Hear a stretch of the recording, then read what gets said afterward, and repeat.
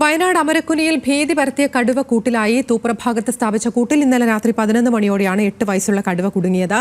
ഇതോടെ 10 ദിവസത്തോളമായി പ്രദേശത്ത് നീണ്ടു നിൽക്കുന്ന കടുവാ ഭീതിക്ക് അവസാനമാവുകയാണ്. കടുവയെ പ്രാഥമിക നിരീക്ഷണത്തിന് ശേഷം കുപ്പാടിയിലെ വന്യമൃഗ അഭയ കേന്ദ്രത്തിലേക്ക് മാറ്റി. രതീഷ് വാസുദേവനുണ്ട് വിശദാംശങ്ങളുമായി. രതീഷ്, നമ്മൾ രാവിലെ സൂചിപ്പിച്ചതാണ്, കുറേ ദിവസങ്ങളായി വനംവകുപ്പ് RRT സംഘം ഇത്തരത്തിൽ എല്ലാവരും ഇതിനുവേണ്ടി ശക്തമായ പരിശ്രമത്തിലായിരുന്നു. അങ്ങനെ ഒടുവിൽ കടുവ കൂട്ടിലായിരിക്കുകയാണ്. അതിന് തീർച്ചയായും ഞാനിപ്പോൾ നിൽക്കുന്നത് പുൽപ്പള്ളിയിലെ ചെതലത്ത് റേഞ്ച് ഓഫീസിന് മുന്നിലാണ്. ഇവിടെ വലിയ പ്രതിഷേധമായിരുന്നു. ഈ കടുവ ഭീതിയെ തുടർന്ന് ഈ പ്രദേശത്തെ ഈ റേഞ്ച് ഓഫീസിന് മുന്നിൽ നിരവധി പ്രതിഷേധങ്ങളാണ് ജനകീയ രാഷ്ട്രീയ പ്രവർത്തകരുടെ സംയുക്ത ജനകീയ സമിതിയുടെ ഒക്കെ. ഇപ്പോൾ ആരവങ്ങൾ ഒഴിഞ്ഞിട്ടുണ്ട്. കടുവയെ ഇന്നലെ കൂട്ടിലാക്കാൻ സാധിച്ചു. വലിയ ആഹ്ലാദത്തിലാണ് നാട്ടുകാരോടൊപ്പം തന്നെ വനംവകുപ്പും. കാരണം 10 ദിവസമായി ഈ കടുവയെ കണ്ടെത്താനും അതിനെ കൂട്ടിലാക്കാനുള്ള തീവ്ര ശ്രമങ്ങളിലായിരുന്നു വനംവകുപ്പ്. 5 കൂടുകൾ സ്ഥാപിച്ചു, 32 ക്യാമറ ട്രാപ്പുകൾ സ്ഥാപിച്ചു. രാപ്പകലില്ലാതെ RRT സംഘം ഊഴമിട്ട് ഈ പ്രദേശത്ത് പരിശോധന നടത്തി. തെർമൽ ഡ്രോണുകൾ ഉപയോഗിച്ചു.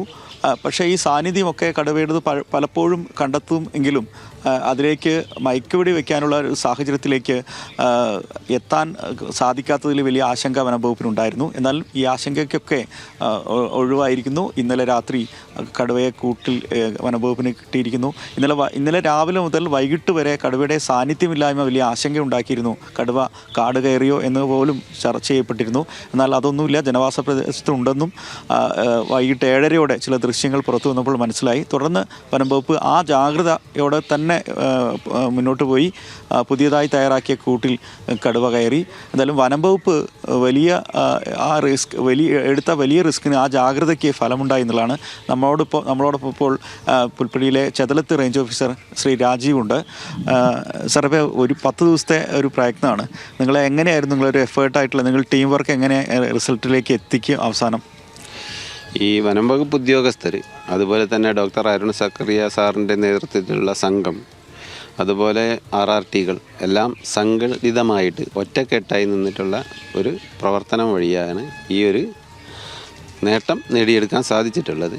ഇതിൽ എടുത്തു പറയേണ്ടത് പ്രദേശവാസികളുടെ സഹകരണം, അവരുടെ സഹായങ്ങൾ, ഒപ്പം മാധ്യമ സുഹൃത്തുക്കളുടെ അകമഴിഞ്ഞ സഹായവും ഈ ഒരു ഉദ്യമത്തിൽ മനസ്സിൽ എപ്പോഴും ഓർക്കേണ്ട ഒരു കാര്യമാണ്. എന്തൊക്കെയായിരുന്നു ഒരു റിസ്ക് എലമെൻ്റ് ആയിട്ട്? കടുവയെ ഇടയ്ക്കിടയ്ക്ക് കാണുന്നതും, അതുപോലെ തന്നെ പകൽ സമയങ്ങളിൽ മുഴുവൻ ഹൈഡായി നിൽക്കുന്നതും, രാത്രി സമയം മാത്രം പുറത്തിറങ്ങി ആടുകളെ പിടിക്കുന്നതും എല്ലാം ഒരു റിസ്ക്കായി തന്നെ അനുഭവപ്പെട്ടിരുന്നു. എന്നാൽ ഡോക്ടറുടെയും അതുപോലെ തന്നെ DFOയുടെയും എല്ലാം സംഭവസ്ഥലത്ത് തന്നെ തങ്ങിയുള്ള നിർദ്ദേശങ്ങൾ ഈ ഒരു ഉദ്യമം വിജയിക്കാൻ വളരെയധികം സഹായകരമായിട്ടുണ്ട്. എടുത്തു പറയേണ്ടത് നാട്ടുകാരും നിങ്ങളുമായിട്ടുള്ളൊരു സഹകരണം തന്നെയാണ് അല്ലേ പ്രദേശത്തെ? അതെ, പ്രദേശവാസികളുടെ സഹകരണം എടുത്തു പറയേണ്ടതാണ്. പ്രദേശവാസികളുടെ സഹകരണത്തിനൊപ്പം അവരുടെ സഹായങ്ങളും എടുത്തു പറയേണ്ടതാണ്. ആ ഭാഗത്തുള്ള ജനങ്ങൾ വനംവകുപ്പ് ഉദ്യോഗസ്ഥർക്കൊപ്പം ഒറ്റക്കെട്ടായി നിന്നതാണ് ഈ ഒരു വിജയത്തിന് പ്രധാനമായ കാരണമെന്ന് തന്നെ നമുക്ക് നിസ്സംശയം പറയാവുന്നതാണ്.